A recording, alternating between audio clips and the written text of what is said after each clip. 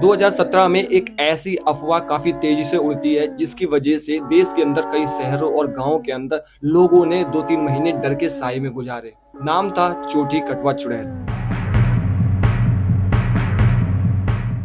ये 2017 वो साल था जब लोगों ने घर से निकलना बंद कर दिया था। लोगों का कहना था एक अदृश्य शक्ति रात में आती और औरतों की चोटी काट देती।